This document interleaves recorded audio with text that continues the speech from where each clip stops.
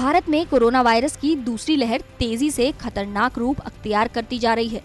भारत का health care system इसके कहर के सामने बुरी तरह हाँफ चुका है।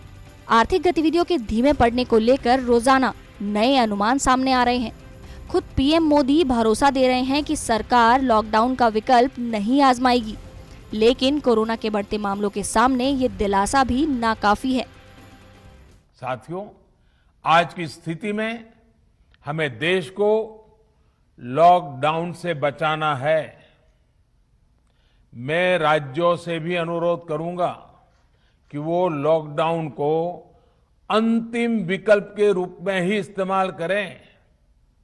लॉकडाउन से बचने की भरपूर कोशिश करनी है और माइक्रो कंटेनमेंट जोन पर ही ध्यान केंद्रित करना है। जिस तरह से कोरोना के रोजाना आने वाले मामले 3 लाख के पार चले गए हैं, उसे देखते हुए कब तक सरकार बगैर लॉकडाउन के हालातों को काबू करेगी, इसका कोई ठोस प्लान सरकार को बनाना और बताना होगा। सबसे बड़ी मुश्किल है कि अभी तक तो इस लहर का पीक भी कहीं आसपास नजर नहीं आ रहा है। खुद मुख्य आर्थिक सलाहकार केवी सुब्रमण्यम का कहना है कि कोरोना वायरस की दूसरी लहर मई के मध्य तक पीक पर पहुंच सकती है। सीईए का ये दावा आईसीएमआर समेत अलग अलग संगठनों की रिसर्च पर आधारित है, यानी पीक पर पहुंचने में अभी भी 20 दिन से ज्यादा बचे हैं। इसके बावजूद सीईए का मानना है कि इसका अर्थव्यवस्था पर ज्यादा असर नहीं होगा।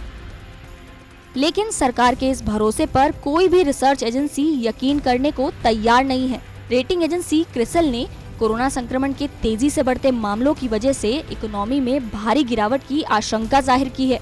क्रिसेल के मुताबिक लोगों की आवाजाही में कमी, कुछ कारोबारों की बंदी, बिजली की खपत में कमी और ई-वे जीएसटी बिल कलेक्शन में कमी इकोनॉमी में गिरावट के बड़े संकेत हैं।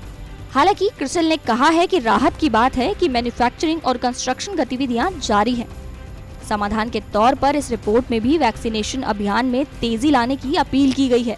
क्रिसेल ने कहा है कि वैक्सीनेशन की गति काफी तेज करनी होगी, तभी अर्थव्यवस्था को संभाल पाएंगे।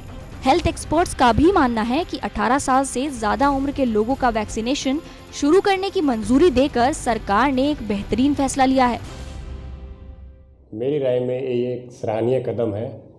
जैसा कि आप जानते हैं कि 18 से 45 साल का age group active age group रहता है, जिसमें वायरस के एक्सपोजर और वायरल लोड के चांस ज़्यादा होते हैं, जैसा कि हम इस दूसरी कोविड लहर में देख भी रहे हैं। दूसरा, प्राइवेट सेक्टर को इन्वॉल्व करने से न केवल मैन पावर बढ़ेगी, बल्कि इससे लोगों को उपलब्धता में आसानी होगी और वैक्सीन लगवाने में भी आसानी होगी।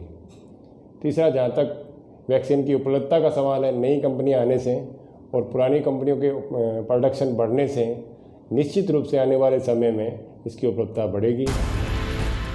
लेकिन वैक्सीनेशन शुरू होने और इसका असर दिखाई देने में अभी चंद महीने लग सकते हैं। ऐसे में रिटेलर्स एसोसिएशन ऑफ इंडिया का मानना है कि आर्थिक गतिविधियों पर रोक लगाने से कारोबार हमेशा के लिए बंद हो जाएंगे। एक बार फिर लाखों लोगों की नौकरियां चली जाएंगी। ऐसे में जरूरी और गैर जरूरी खुदरा कारोबार और मॉल्स में सख्त निगरानी के तहत काम करने की मंजूरी मिलनी चाहिए। जाहिर है कि जान और जहान को बचाने की जद्दोजहद में इस बार सरकार बुरी तरह फंस गई है, लेकिन इस संकट से निकालने का तरीका भी सरकार को ही तलाशना होगा और हालात को जल्द से जल्द सामान्य बनाने के लिए कड़े फैसले करने होंगे।